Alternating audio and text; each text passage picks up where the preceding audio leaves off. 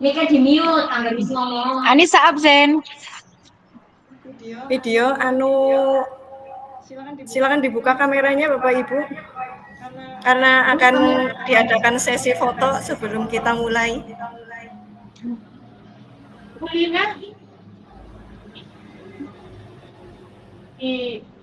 Suaraku bisa didengar. Mic-nya disilang itu kalau Ibu tidak bersuara. Lagi mau bersuara. Didengar kok suaraku.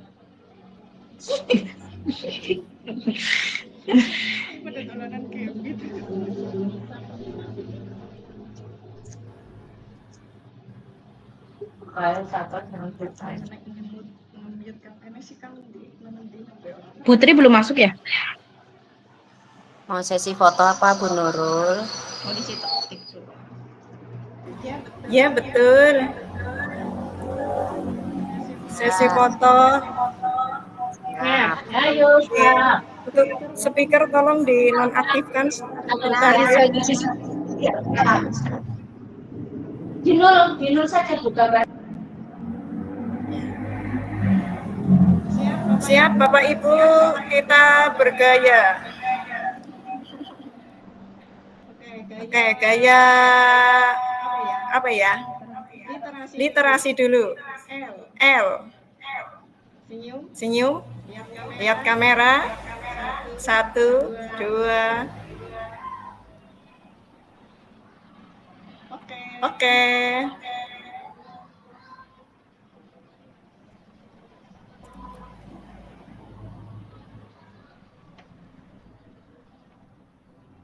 Video boleh aku matikan Bu Nurul? Boleh. Baik Bapak Ibu, karena waktunya sudah siang, ini sudah sesuai dengan jadwal kita, maka kita akan mulai dengan segera nggih Bapak Ibu nggih. Assalamualaikum warahmatullahi wabarakatuh. Salam sejahtera Bapak Ibu yang kami hormati. Semoga dalam keadaan sehat walafiat dan semangat dalam mengikuti webinar kali ini. Alhamdulillahirrabbilalamin. Wabihi nasta'in wala umuri dunya waddin. Wassalatu wassalamu ala asyrofil anbiya wal mursalin wa ala alihi wa sahbihi ajma'in. Baik Bapak Ibu yang kami hormati, semoga kita selalu dalam lindungan Allah Subhanahu wa taala yang mana telah memberikan limpahan hidayah serta inayahnya kepada kita sehingga kita dapat berkumpul dalam room Gemit Bapak Ibu dalam acara webinar hari ini dengan tema etika media sosial.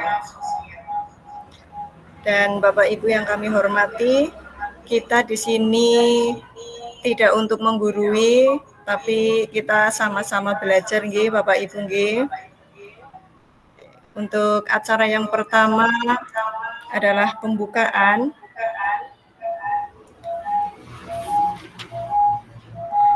Namun sebelum acara dibuka, izinkan saya untuk membacakan pantun nggih Bapak Ibu.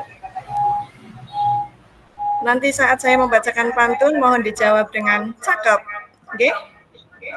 Monggo silakan dibuka speakernya. Cakep. Belum. Pergi ke kota melihat menara. Cakep. Cuaca hati terkesima. Cakep. Mari kita buka acara dengan membaca basmalah bersama. Bismillahirrahmanirrahim. Suaramu masuk ke sini.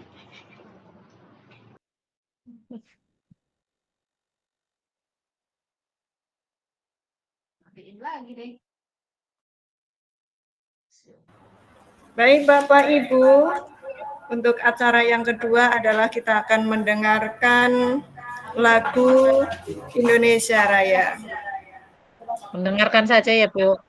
mendengarkan saja. Monggo siap ambil posisi, tidak usah sambil berdiri, tapi kita duduk tegak. Sambil rebahan. Jangan.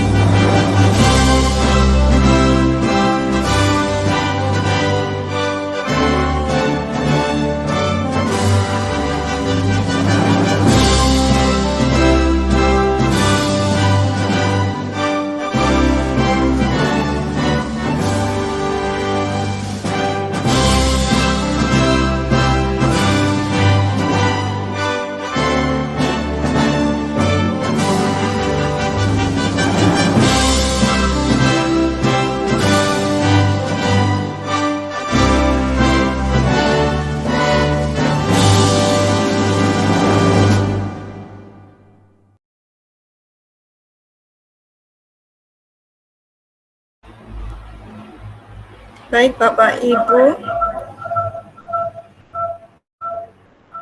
kita masuk ke acara inti, yaitu etika bermedia sosial bersama narasumber kita, Ibu Visti Melinda SPD dari SD Negeri Pekuncen 03. Beliau adalah narasumber terpercaya di lingkungan kita, nggih. Beliau adalah seorang guru SD yang juga sudah mengikuti pendidikan profesi guru, serta juga mengikuti pendidikan guru penggerak. Oke. Kepada Ibu Visti Melinda, waktu kami serahkan sepenuhnya.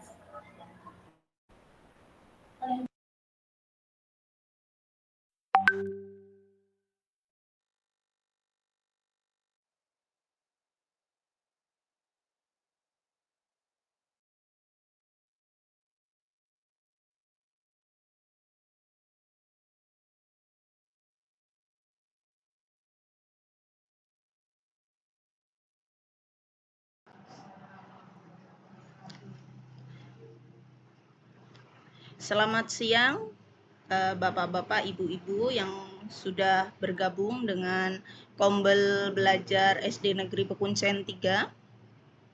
Untuk tema webinar kali ini adalah etika bermedia sosial.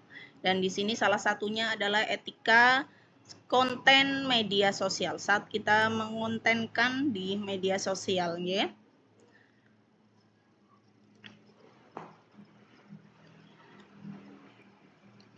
Oke, perkenalkan terlebih dahulu, saya Visti Melinda dari SD Negeri Pekuncen 3, Kecamatan Kroya, Kabupaten Cilacap, Provinsi Jawa Tengah.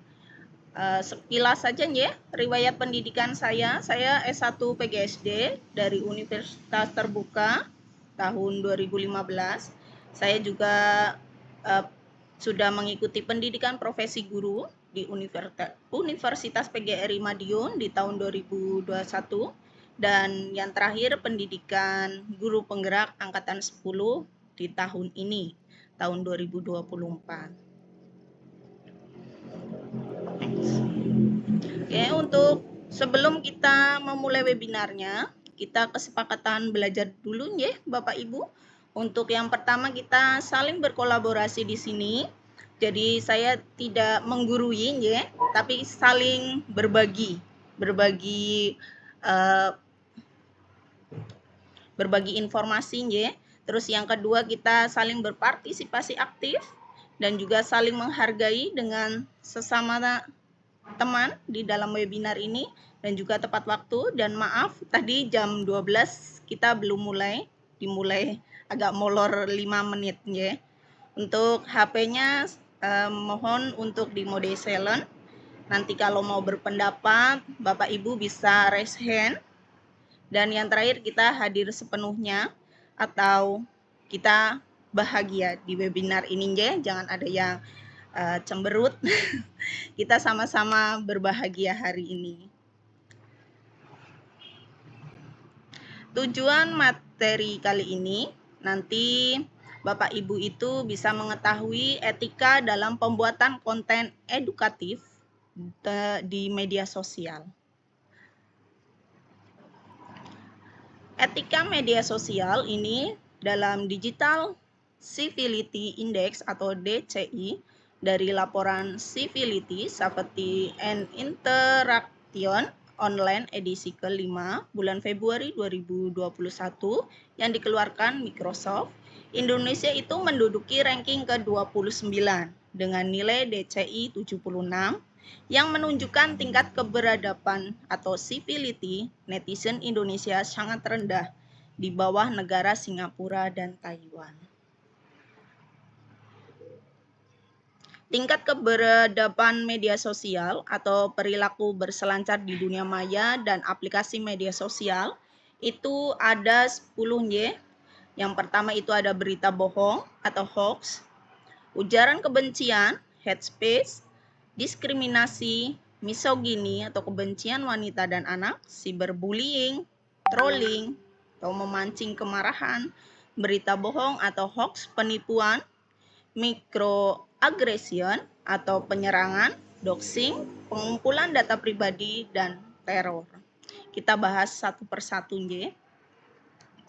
Untuk etika dalam menggunakan media sosial, itu kita ada 5 tahapan.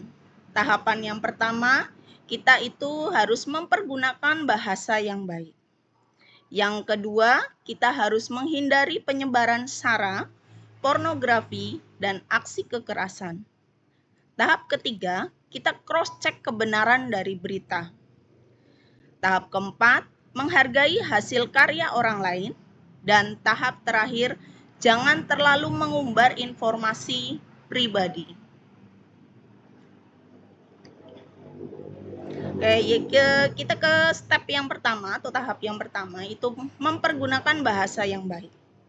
Gunakan bahasa yang baik dan benar sehingga tidak menimbulkan resiko kesalahpahaman yang tinggi.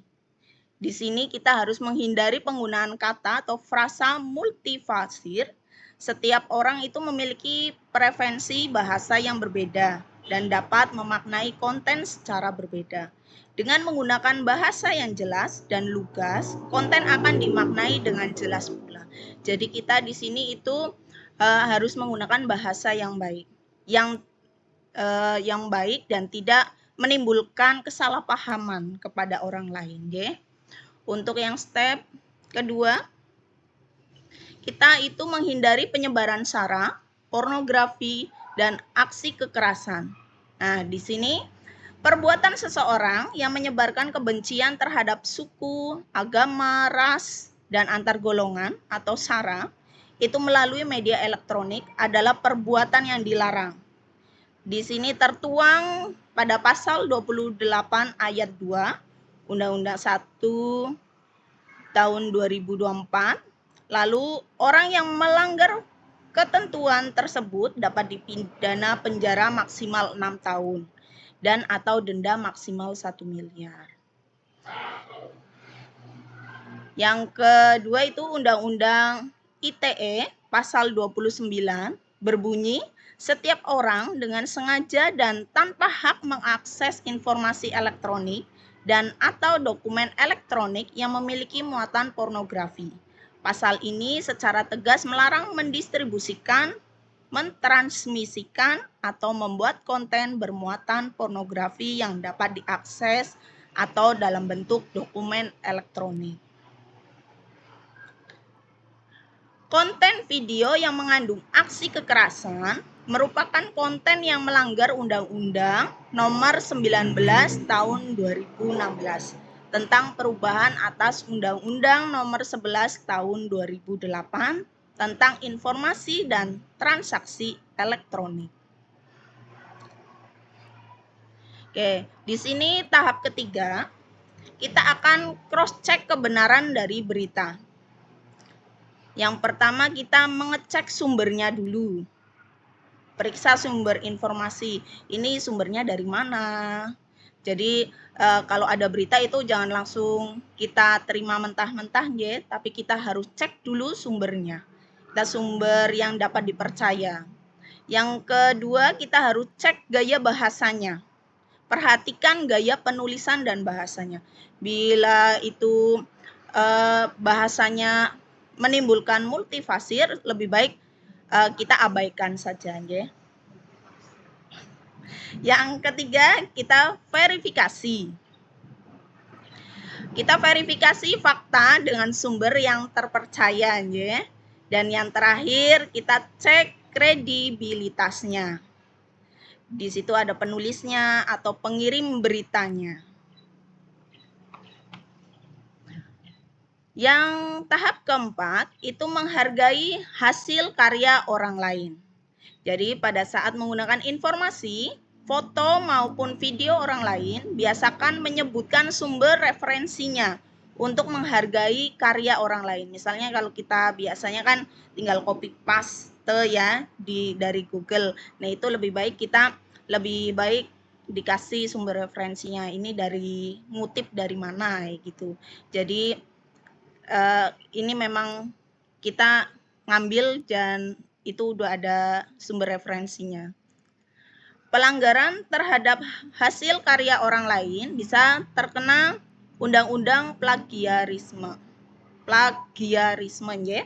Pasal 10 ayat 3 Permendikbudristek 39 tahun 2021 menyebutkan plagiat merupakan perbuatan mengambil sebagian atau seluruh karya milik orang lain tanpa menyebut sumber secara tepat, menulis ulang tanpa menggunakan bahasa sendiri sebagian atau seluruh karya milik orang lain, walaupun menyebut sumbernya. Nah, di sini kita juga tidak boleh ya terlalu mengumbar informasi pribadi seperti identitas, KTP kalau misalnya kita mau di media sosial gitu ya. Sekarang kan lagi booming ini PPG apa ya. Kalau PPG itu ada bukti lapor diri. Nah, di situ kita berfoto bersama KTP misalnya. Nah, itu KTP-nya kita jangan disebarkan ke media sosial. Soalnya itu bisa dari pihak-pihak yang tidak diinginkan itu bisa mencuri identitas kita atau serangan kejahatan lewat siber ya.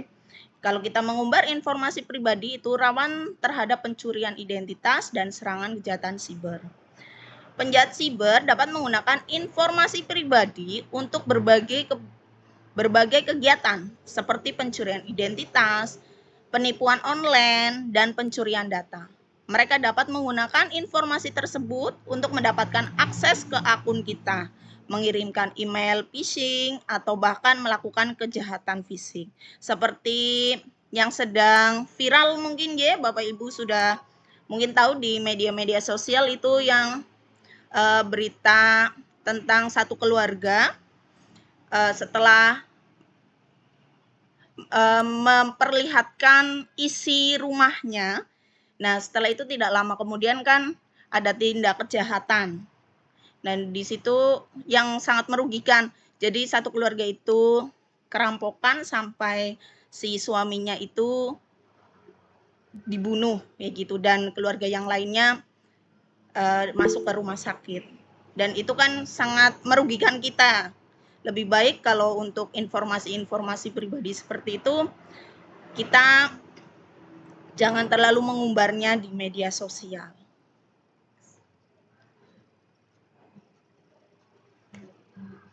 Ayo yuk. Oke, sekarang Bapak Ibu mohon untuk memperhatikan di layar ya. Di situ ada gambar. Gambarnya mirip. Nah, di sini kira-kira gambar ini meniru atau plagiasi. Mungkin ada yang mau berkomentar di sini. Silakan raise hand.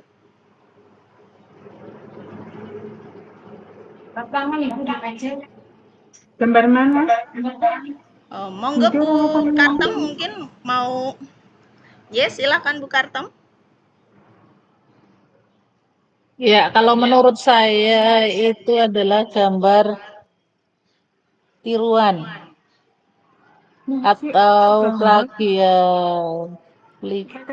plagiarisip. Ada itu. Oke, kalau menurut Bu Kartem Hanya itu ada perbedaan sedikit. ya, menurut Bu Kartem itu gambarnya meniru kayak gitu ya, Bu? Ya.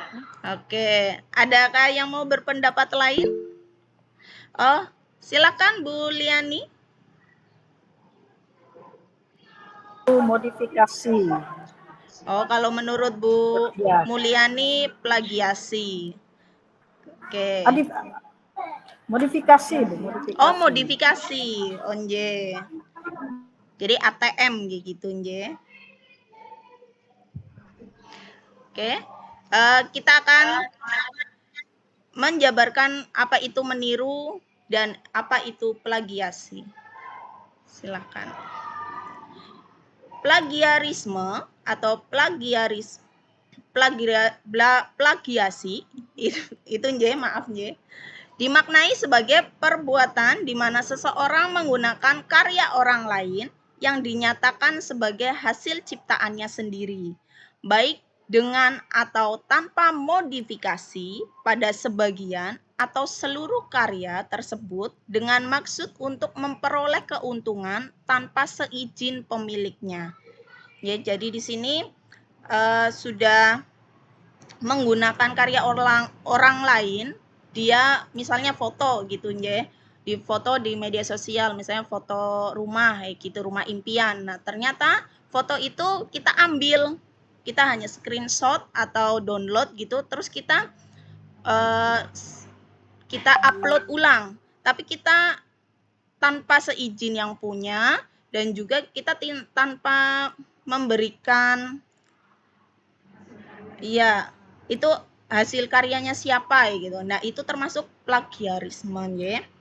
Walaupun tanpa dimodifikasi, tapi kalau di sini tanpa dimodifikasi, itu namanya plagiarisme.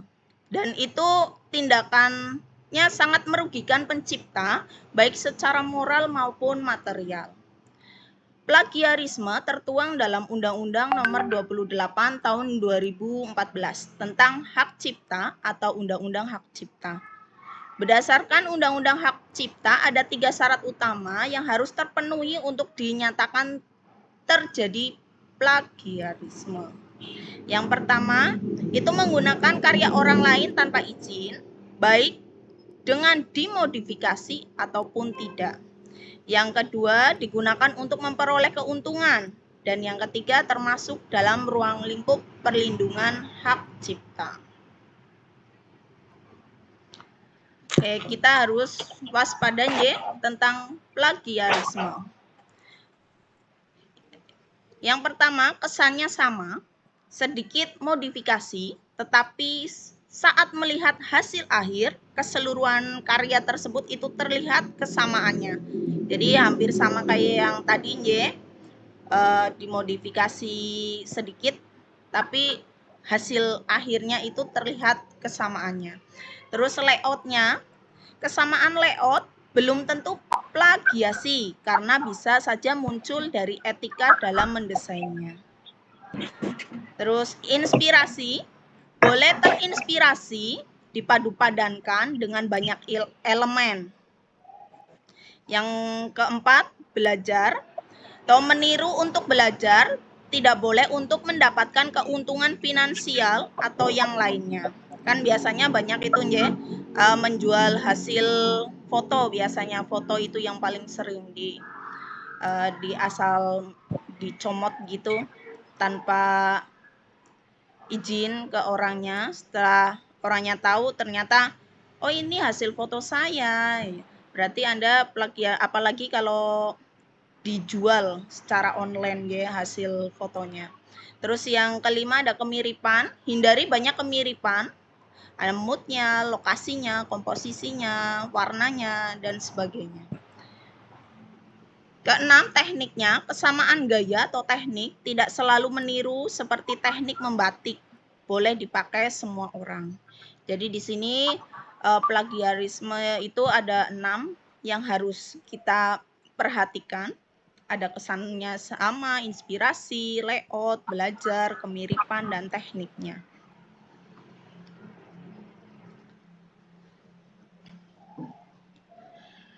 Contoh di sini adalah yang biasa kita gunakan adalah lagu ya, untuk mungkin kita upload di YouTube dan di media sosial lain seperti Facebook mungkin. Nah, itu ada copyright. Copyright atau hak cipta di Indonesia itu diatur dalam Undang-Undang Nomor 28 Tahun 2014 tentang hak cipta atau UU HC. Definisinya, hak cipta merupakan hak eksklusif atau khusus milik pencipta suatu karya intelektual untuk menggunakan, mengumumkan, sekaligus memperbanyak ciptaannya. Selain itu, pencipta atau pemegang hak bisa memberikan izin untuk menggunakan karyanya kepada siapa saja, baik individu, organisasi, maupun usaha tertentu. Yang biasanya di copyright itu biasanya lagu nih Pak Bu. Dan di sini untuk ada perlindungannya, dengan copyright maka penyebaran dan penggunaan sebuah karya itu diatur dengan baik. Karya dengan copyright diberikan kebebasan untuk mengatur penggunaannya secara umum terkait siapa yang boleh memakainya, menyalin, mempublikasikan, hingga menjual karya tersebut berdasarkan kesepakatan. Di sini copyright itu melindungi dari penjiplakan. Hak milik intelektual perlu diberikan perlindungan hukum karena di dalamnya terdapat moral right yang mencerminkan kepribadian si pencipta dan komersial right atau faktor ekonomi. Nah, faktor kedua inilah yang menginspirasi terciptanya aturan untuk melindungi karya cipta intelektual. Jadi kalau misalnya dalam lagu kita mau menggunakannya untuk background musik kita di media sosial, biasanya itu kalau di YouTube akan sebelum waktu mengunggah itu akan ada tulisan hak cipta. Nah, di sini kalau udah ada hak cipta berarti kita bisa melakukan izin kepada yang punya supaya kita diizinkan, tapi biasanya itu berbayar. Tapi kalau misalnya kita menggunakan musiknya itu copyright, itu biasanya penciptanya atau pemiliknya itu sudah mengizinkan kita boleh menggunakan di media sosial. Jadi saat kita mengunggahnya di media sosial itu biasanya tidak ada hak cipta. Hal yang dilindungi dalam copyright, di sini copyright hanya diberikan kepada karya-karya yang bentuknya nyata, bisa dilihat, didengar, atau dirasakan langsung. Jadi kalau karyanya masih berbentuk ide atau gagasan, itu copyright tidak bisa melindunginya. Berdasarkan pasal 40 Undang-Undang Hak Cipta di Indonesia, karya-karya yang diberikan copyright adalah karya intelektual yang ada di dalam bidang ilmu pengetahuan, sastra, dan juga seni.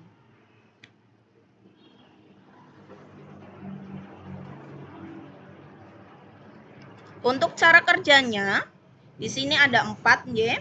Copyright berlaku pada karya nyata yang diciptakan. Di sini bukan yang masih berupa ide atau gagasan. Yang kedua, mendaftarkan karya setelah selesai dibuat dan berwujud fisik. Ini tidak bisa mendaftar jika belum berwujud fisik. Yang ketiga, surat pendaftaran ciptaan. Jadi di sini digunakan di pengadilan jika ada yang menggunakan karya kita secara ilegal. Nah, seperti yang tadi saya sudah contohkan ya, waktu kita mengupload musik untuk background musik kita, misalnya di YouTube itu, kalau misalnya sudah ada hak ciptanya, ya otomatis di situ akan tertulis hak cipta, dan itu tidak bisa langsung kita upload di media sosial kita. Kita harus meminta izin dulu, karena mereka mungkin kalau misalnya mau menggunakannya, ada persyaratan-persyaratan yang harus kita penuhi. Mungkin dibayar secara finansial, soalnya ada harganya mungkin ya. Yang keempat itu hukuman 1-10 tahun. Jika ada yang menggunakan karya secara ilegal, dapat dikenai hukum pidana. Jadi kita harus benar-benar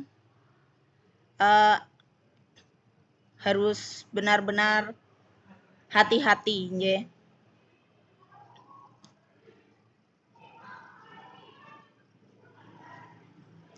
Nah, di mana kita mendaftarkannya? Pendaftaran secara ilegal itu ke Direktorat Jenderal secara legal, maaf. Pendaftaran secara legal itu ke Direktorat Jenderal Kekayaan Intelektual atau DJKI. Ya, di sini ada websitenya. Websitenya https://www.dgip.go.id.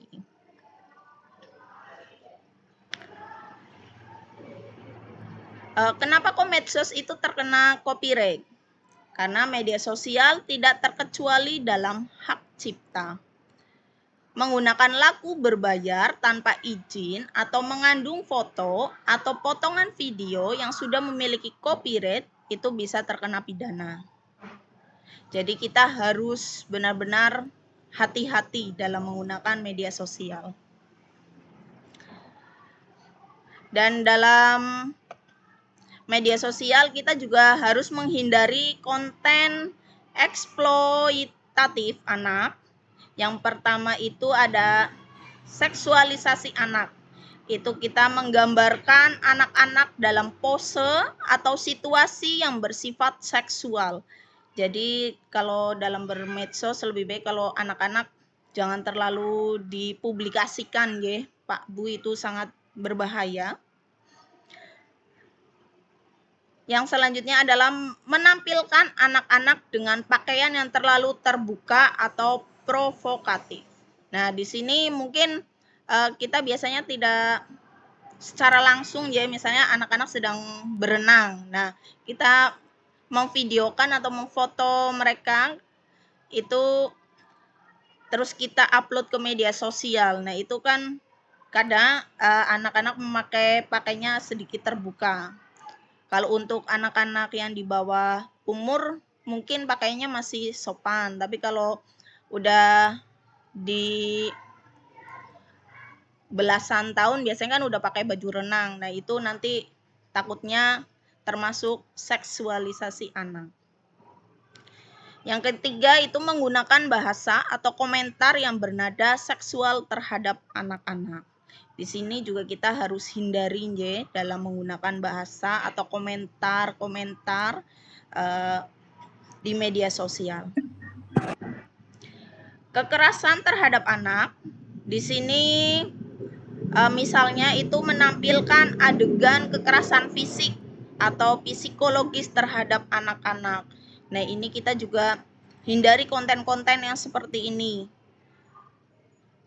Yang kedua, menggambarkan anak-anak dalam situasi yang menakutkan atau mencengkam. Untuk selanjutnya, eksploitasi anak untuk keuntungan finansial.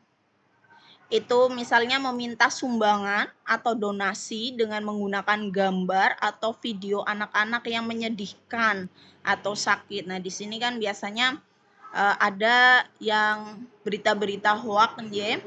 Di situ ada foto anak misalnya kondisinya sedih untuk meminta sumbangan. Ini korban, misalnya korban gempa, ternyata hasil sumbangannya itu untuk pribadi, dan itu kita sangat hindari konten seperti itu. Terus menggunakan anak-anak untuk mempromosikan produk atau layanan yang tidak sesuai untuk anak-anak. Nah, di sini misalnya mempromosikan produk dewasa gitu untuk anak yang masih di bawah umur, sudah mempromosikan produk-produk dewasa, dan di sini lebih baik kita hindari. Perilaku merendahkan atau menghina, membuat lelucon atau komentar yang merendahkan atau menghina anak-anak berdasarkan penampilan fisik, kemampuan, atau latar belakang mereka. Membandingkan anak-anak satu sama lain secara negatif.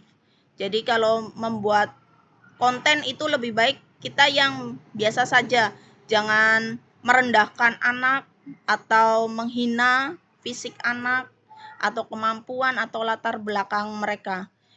Misalnya ini anak seperti bullying kayak gitu, itu lebih baik kita hindari konten-konten seperti itu.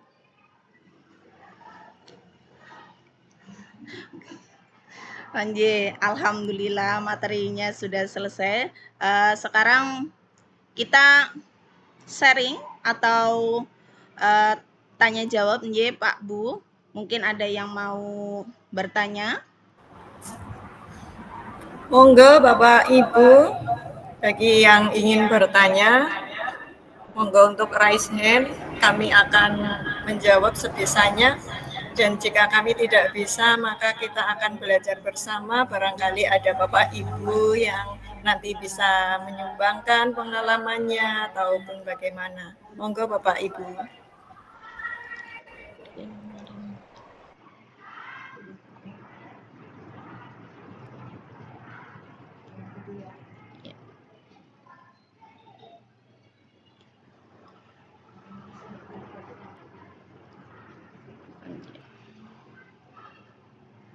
Kayak asli nyong juga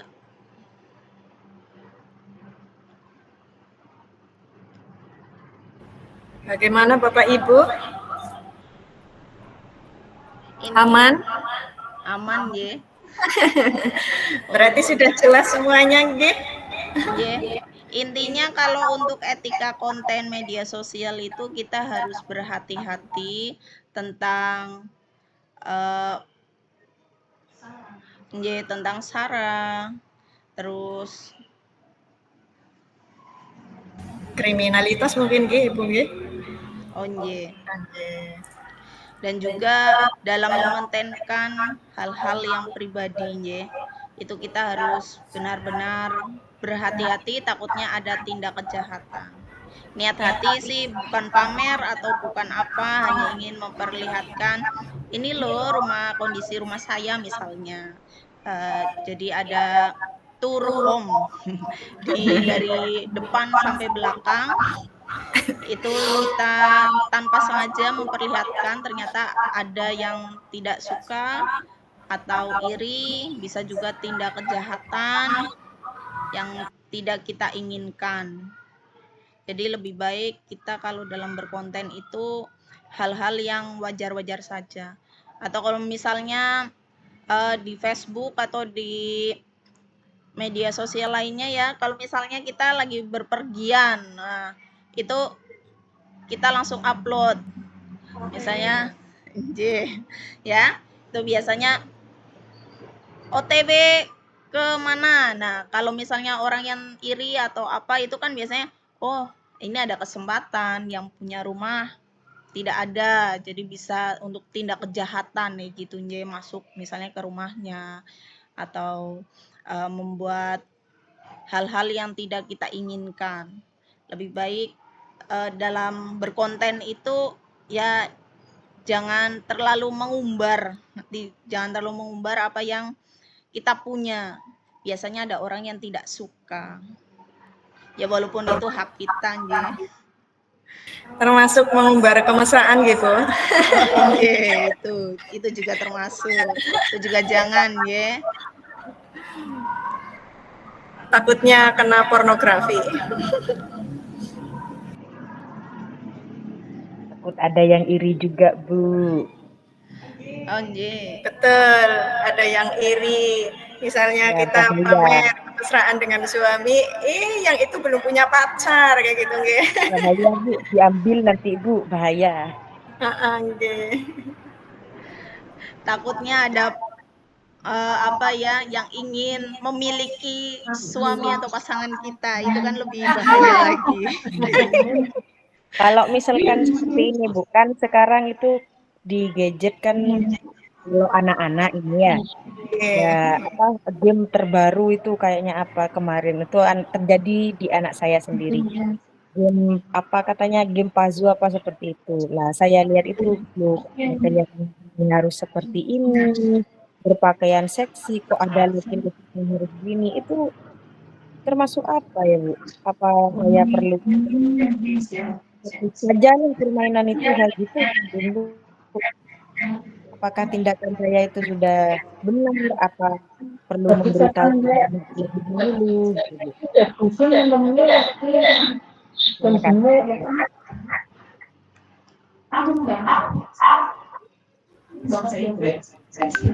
Ibu Kartem, mohon speakernya dinonaktifkan dulu. Nggih. Untuk tadi cerita pengalaman dari Ibu Firlia, bisa diulang Ibu? Tadi masih kurang jelas. Oke, siap.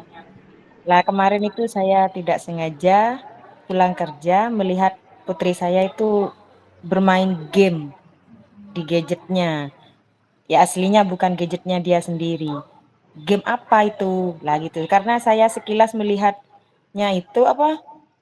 Kok ganti bajunya seperti ini? Kok berdua sama apa? Tidak hanya perempuan, ada laki-laki, cuma dibentuk seperti boneka. Nah, di game tersebut. Lah akhirnya tanpa memberitahu putri saya atau tanpa penjelasan yang dijelaskan terlebih dahulu, saya langsung menghapus. Apa tindakan saya itu sudah benar, apa saya perlu memberitahu terlebih dahulu, seperti itu, Bu. Kalau menurut saya sih nggih, Bu nggih. Saya juga seorang ibu sih. Kalau menurut saya cocok dengan jalan yang Ibu ambil. Tanpa sepengetahuan anak itu, kita hapus. Tapi tetap kita harus ada komunikasi Ibu dengan anak kita. Takutnya nanti anak kita itu menganggap kita egois apa nggih? Karena kita menghapusnya tanpa tanpa memberitahu dulu, apa saya perlu menjelaskan dulu. Lah tadi saya pulang kerja lagi lah, game itu ada lagi. Apa akhirnya saya berpikir ini buka PNM, loh ada webinar seperti ini, jadi saya ikuti. Setelah saya ikuti, ini apa saya perlu memberitahu terlebih dahulu, beri bimbingan, soalnya ini anaknya sekarang usia berapa Ibu kalau boleh tahu? Usia 9 tahun, mau ke 9 tahun. Oh, nggih. Ya, sebaiknya kita menjelaskan Ibu bagaimana bahayanya begitu. Takutnya nanti anaknya terus kebablasan begitu. Itu seperti apa, Bu? Gimana Ibu? Tidak cara saya memberi bimbingan, memberitahu pada putri saya itu seperti apa? Kiranya putri saya itu mengerti, dia tidak ngambil lagi gitu, tidak di-download lagi. Gimana itu? Kalau menurut saya sih Ibu nggih, kita bicara selayaknya teman dengan anak-anak Ibu. Kita cari tahu kamu dapatnya dari mana, Terus menurut kamu ini baik apa enggak? Kita jelaskan pelan-pelan. Ini kalau menurut ibu ya, ini enggak baik nak. Ini nanti menimbulkan akibat yang kurang bagus. Pokoknya intinya kita berbicara seperti teman lah Bu. Jangan seperti kita yang egois. Karena saya juga punya anak perempuan gitu, usia segitu, ya 10-11 tahun lah. Kalau anak tersebut kita kekang, kita marahi, anak itu akan semakin memberontak. Jadi kita jelaskan pelan-pelan saja apa akibatnya kalau kita main game seperti itu, terus di dalam game itu baik apa tidak, kayak gitu Ibu. Itu menurut saya. Monggo untuk teman-teman, Bok, ada yang mau menambahkan? Teman-teman yang lain mungkin ada yang menambahkan. Ini mumpung putri saya juga mengikuti webinar ini Bu. Oke. Menjadi temannya. Soalnya Iya. dalam keadaan tantrum juga, dalam keadaan ngambek juga gitu. Oke, untuk Mbak silahkan kita didengarkan ibunya saat memberi nasihat. Semoga karena seorang ibu itu tidak akan menjerumuskan anak, nggih. Pasti ibu adalah memberikan hal yang paling baik untuk anak-anak. Monggo Ibu Fisti mau menambahkan. Kalau saya menambahkan ya Ibu, itu untuk HP-nya itu HP milik pribadi atau pribadi untuk anak atau itu masih HP-nya Ibu? HP milik kakeknya, soalnya kan kakeknya kan sudah umur Bu ya, jadi kalau kakeknya tidur tuh diambil gitu. Kalau misalnya itu HP bukan milik pribadi anak, misalnya milik mbah kayak gitu berarti kan si anak meminjam lebih baik memang kita bicarakan dari hati ke hati ke anak itu seperti yang tadi Bu Nurul sudah sampaikan. Itu kita kasihlah pengertian kepada si anak bahwa game ini itu kurang baik loh ya. Karena mungkin di usianya belum mencapai usia dewasa mungkin ya Bu. Jadi anak kita kasih arahan ya untuk game ini belum baik digunakan oleh si anak tersebut. Walaupun sebenarnya banyak game-game sebenarnya itu memakai kartun ya Bu, memakai kartun, jadi dikira oleh si anak itu mungkin game ini buat anak-anak yang di bawah umur seperti Boneka itu.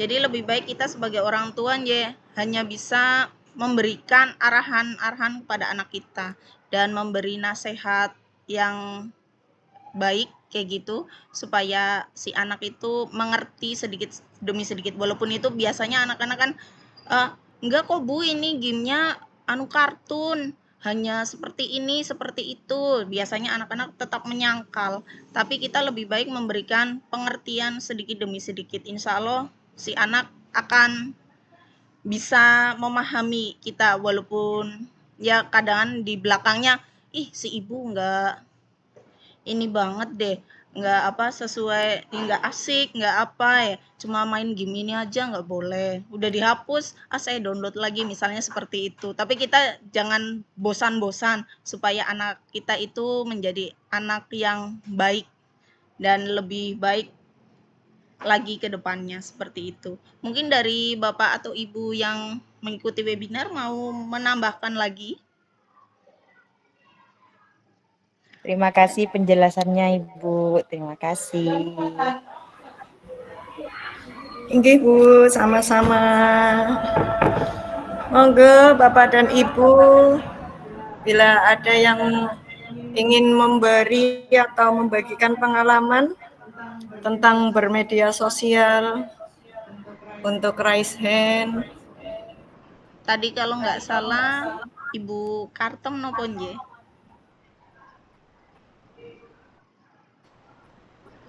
Ibu Karta, monggo Ibu.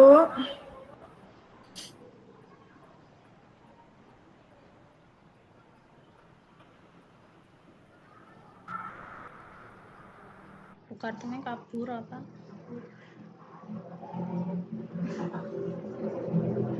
Gue sih jam pira? Setengah loro apa? Ora paham. Gue sana sini mbak join. Oh, Bu Endang mbak gue.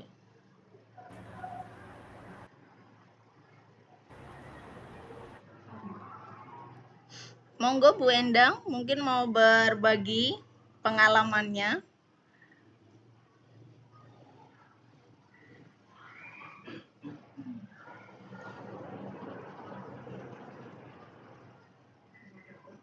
Iya. Ayo Pak pakai asal ngisi Pak pakai berbagi pengalaman bermedia sosial mereka kan akeh banget gue ini. Morning. Iya, ora apa-apa.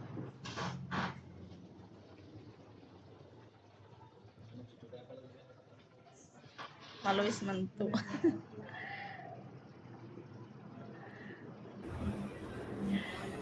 Bapak Ibu, monggo. Kita sharing-sharing saja ya Pak Bu. Karena tadi untuk materinya kita sudah selesai. Jadi sekarang hanya kita sharing-sharing pengalaman kita tentang bermedia sosial. Untuk link sertifikat kita akan sematkan di chat Bu. Di situ jam 1. Ya. Anjir. Di akhir kegiatan ini nanti kita bagikan link absen dan link sertifikatnya.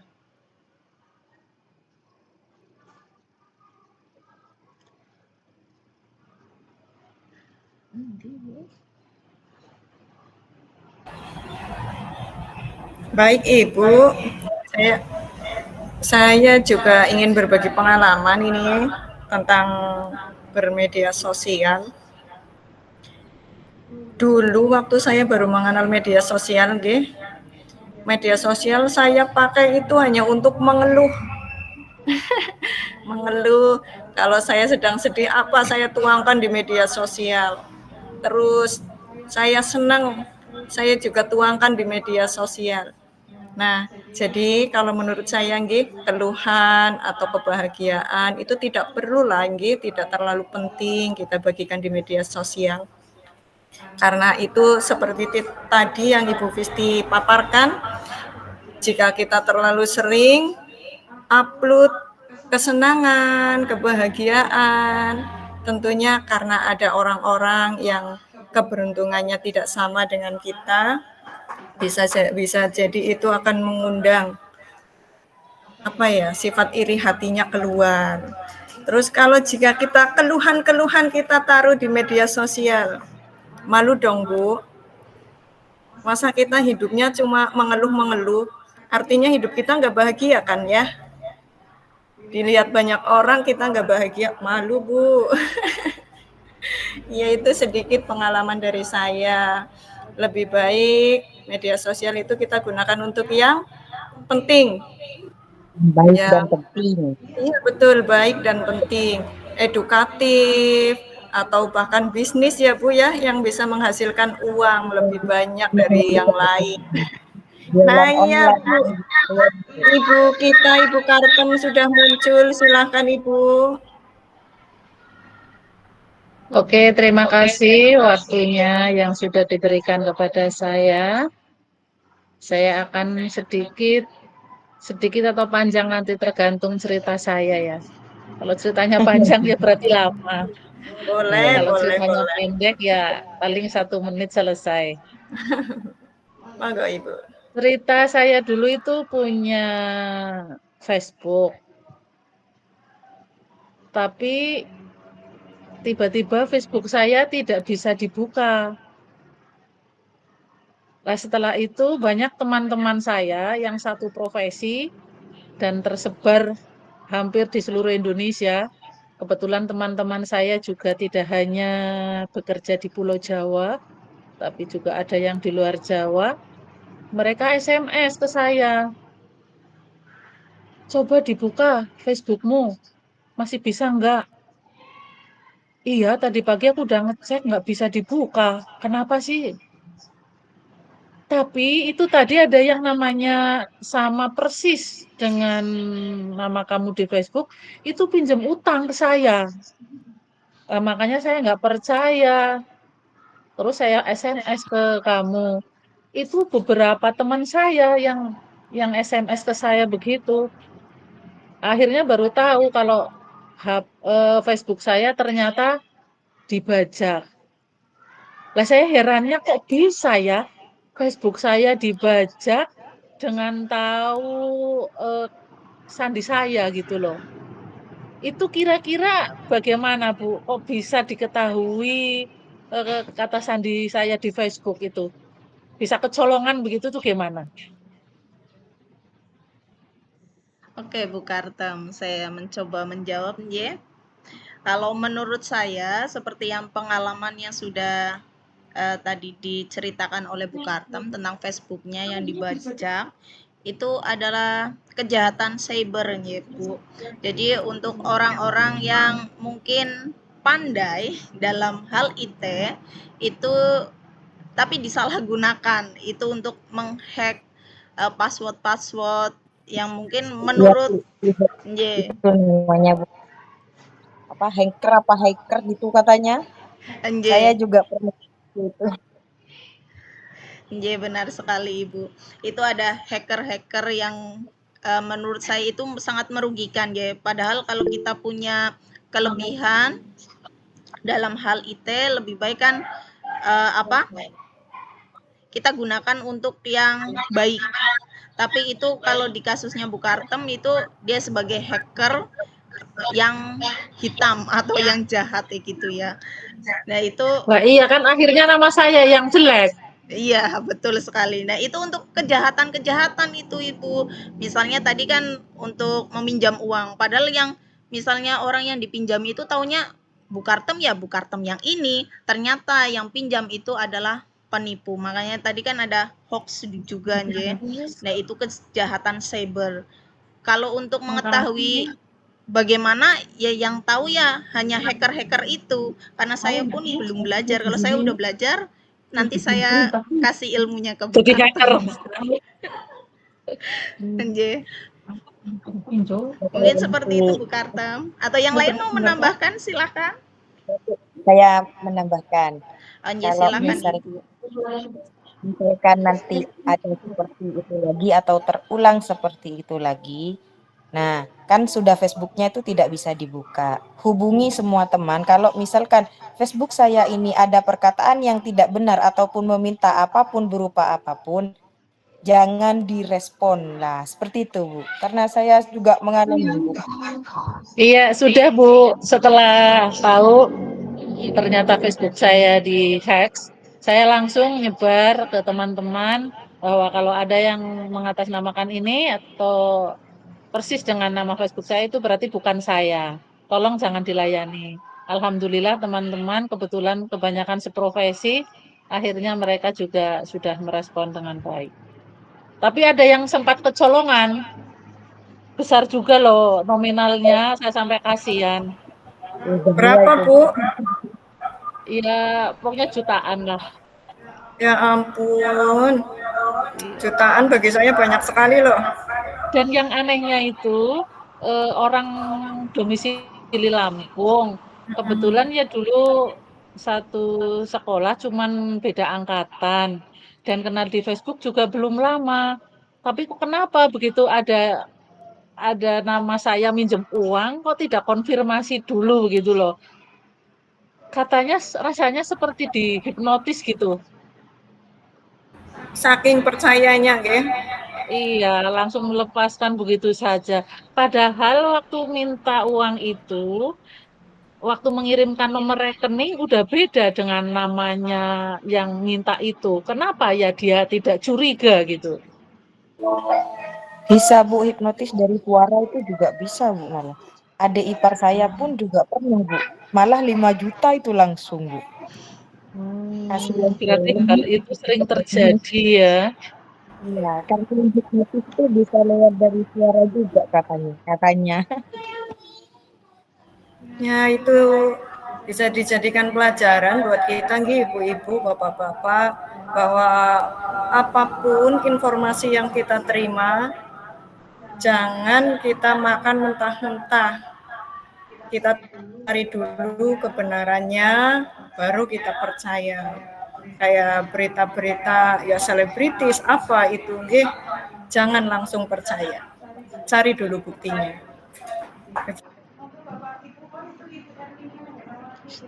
Mood. Oke, selanjutnya monggo Bu Erlina sudah raise hand dari tadi ya. Monggo Bu Erlina. Ya, terima kasih Ibu. Assalamualaikum warahmatullahi wabarakatuh. Waalaikumsalam warahmatullahi wabarakatuh.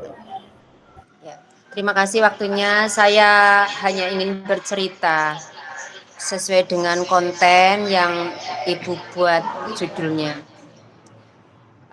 Sekarang ini memang ya marak sekali kehidupan konten baik online ataupun offline. Saya punya cerita seperti ini, Bu.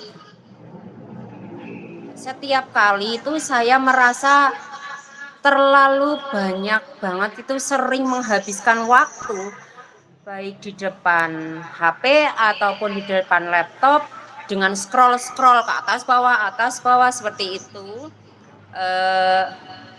Membuka ponsel, menghabiskan banyak waktu tanpa sadar. Karena merasa tidak puas, selalu ingin pegang HP, pegang laptop untuk browsing. Seperti sekarang belanja online itu kan ya Bu, kadang kala hanya kita masukkan saja ke dalam keranjang. Terus ada lagi misalnya untuk pembelajaran. Dalam hal ini di materi buku itu kan kadang ada yang kurang. Kita asik browsing lewat aplikasi Pinterest, aplikasi Wattpad atau apalah untuk pembelajaran. Sehingga kadang saya itu tidak sadar banget itu menghabiskan waktu berjam-jam sampai anak itu kadang-kadang anak saya sendiri di rumah mengeluhkan kenapa selalu menghadapi membuka laptop berjam-jam tanpa saya sadari. Kemudian itu Bu ya yang ingin saya tanyakan dengan kebijakan konten seperti itu, tips apa sih yang sebaiknya digunakan bagi saya selaku ibu rumah tangga dan selaku guru di sekolah untuk mengelola waktu dan menjaga keseimbangan antara kehidupan online dan kehidupan offline. Seperti itu Ibu. Terima kasih. Assalamualaikum warahmatullahi wabarakatuh. Waalaikumsalam warahmatullahi wabarakatuh. Baik, Ibu Erlina Herawati. Barangkali ada Bapak Ibu yang ingin menyumbangkan suaranya menjawab pertanyaan dari Ibu Erlina Herawati. Apa yang harus kita lakukan untuk menyeimbangkan dunia nyata dengan dunia apa itu? Per-online. Kehidupan online dan offline. Dunia maya.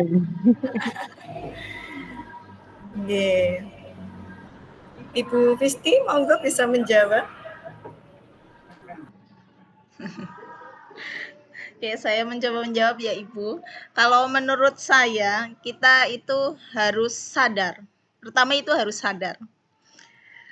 Harus sadar, kenapa harus sadar? Karena kita ini hidup di dunia nyata ya Bu. Jadi kita tidak bisa hanya scroll HP ya, walaupun seperti yang tadi Bu Erlina katakan ya, tanpa sadar. Nah, itu kan tanpa sadar.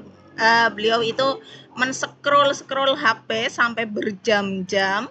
Ya, memang asik ya Bu, karena kita mungkin misalnya mau mencari bahan ajar nih buat anak, kita tanpa sengaja, ih ini bagus, ini bagus, ini bagus, semuanya dilihat terus sampai kita lupa waktu. Nah, supaya kita tidak lupa waktu, kita biasanya di HP itu ada alarm apa ya, kita bisa pakai alarm itu supaya kita tersadar bangun dari dunia online mungkin ya. Itu kita set HP kita supaya tidak terlalu asik. Mungkin seperti itu Bu Erlina, atau minta bantuan teman di sampingnya ya. Minta bantuan teman sampingnya untuk mengingatkan. Nanti saya 1 jam aja disenggol gitu mungkin. Atau yang lain silakan menambahkan.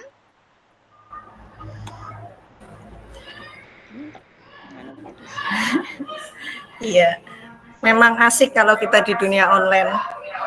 Tapi kembali lagi, kita harus ingat, kita itu punya dunia nyata yang masih harus kita urus, nggih. Anak kita butuh kita urus, lingkungan kita juga butuh kita urus. Ada lantai yang minta disapu, ada sayuran yang minta dimasak. Ya, walaupun kita bisa online beli, tapi kita tetap harus ingat bahwa kita punya dunia nyata. Oke, semangat Bapak Ibu semuanya. Masih adakah yang ingin berbagi pengalaman? Kalau tadi ibu-ibu semua, monggo sekarang dipersilakan Bapak-bapak.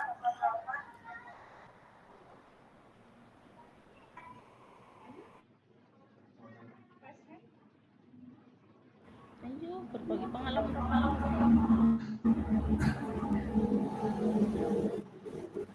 Monggo Pak Faki.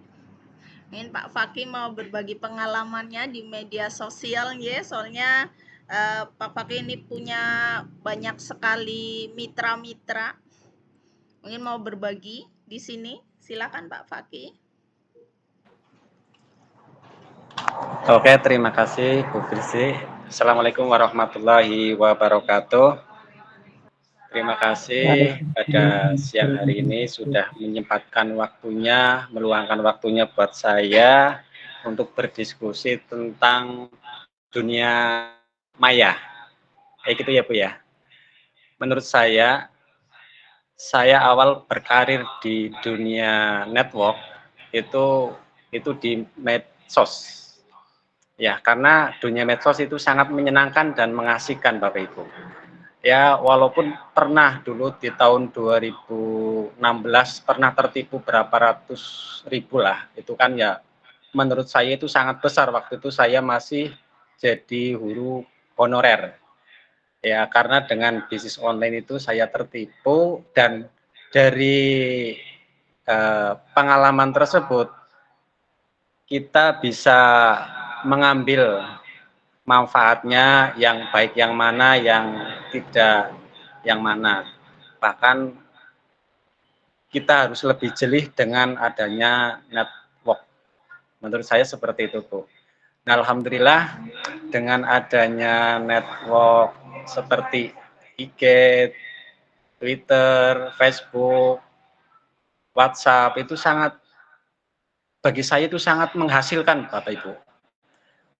Ya, mohon maaf, kita cerita dengan dunia network itu hanya cuman 3-4 tahun saya bisa menghasilkan 2 mobil. Itu yang saya tidak pernah terlupakan dengan dunia network. Itu seperti itu. Nah, bagi Bapak Ibu yang di dunia belajar mengajar itu juga sekarang lebih mudah dalam mencari nafkah-nafkah yang di dalam LKS, dalam buku materi belum komplit, itu kita bisa mencari di browsing. Itu sangat membantu sekali buat saya ketika lagi ada pelajaran di sekolahan yang di dalamnya belum ada materinya, seperti itu, Bu.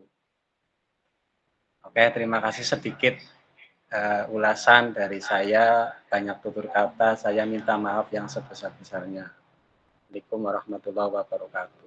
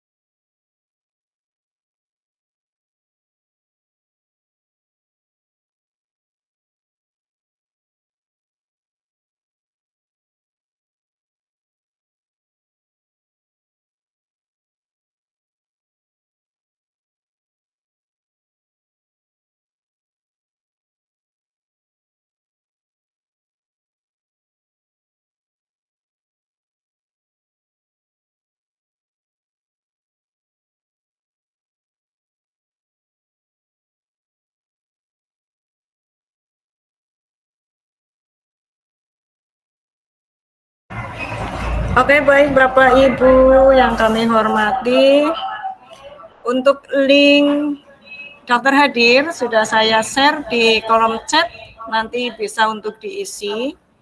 Dan untuk link sertifikat tadi ada di atasnya, nanti otomatis jika Bapak Ibu mengisi link daftar hadir, maka jika Ibu dan Bapak membuka link sertifikat, nama Bapak dan Ibu sudah ada di situ. Baik Bapak dan Ibu yang kami hormati, karena pemaparan dari Ibu Visti Melinda serta berbagi pengalaman dari Bapak Ibu semuanya telah usai, ya saya rasa sudah cukup, dan semoga materi pada hari ini dapat bermanfaat, bisa dijadikan pembelajaran dalam kehidupan kita bersama, dan menjadi keberkahan dunia akhirat bagi kita semua, Bapak dan Ibu. Amin, amin ya rabbal alamin. Namun sebelum acara kita tutup, ada sedikit closing statement dari kami. Yang pertama, apa yang kita tuai itu adalah apa yang pernah kita tanam. Jangan pernah mencubit jika tidak ingin dicubit, dan saling menghargailah antar semua manusia, antar semua media sosial, semua yang ada dalam kehidupan kita itu mempunyai kehidupan masing-masing dan kita harus saling menghargai. Oke Bapak dan Ibu yang kami hormati, cukup sekian dari kami Kombel SD Negeri Pekuncen 03, dan Bapak Ibu dimohon untuk tidak bosan-bosannya mengikuti webinar dari kami. Besok selanjutnya akan kita buatkan webinar dengan tema terbaru dan lebih menarik lagi. Dan jangan lupa selalu follow akun PMM kita dan buka terus webinar-webinar yang akan kita adakan. Siap, Ibu. Siap. Oke, Bapak Ibu, baju batik diberi ayah. Cakep. Wangi sungguh menyentuh. Cakep. Billahi taufiq wal hidayah. Wassalamualaikum warahmatullahi wabarakatuh. Waalaikumsalam warahmatullahi wabarakatuh. Terima kasih Bapak Ibu semuanya. Selamat menjalankan aktivitas. Terima kasih. Mohon untuk jangan keluar dulu Ibu, Bapak. Mari kita foto bersama. Karena tadi masih ada yang belum. Mohon buka kamera Bapak Ibu.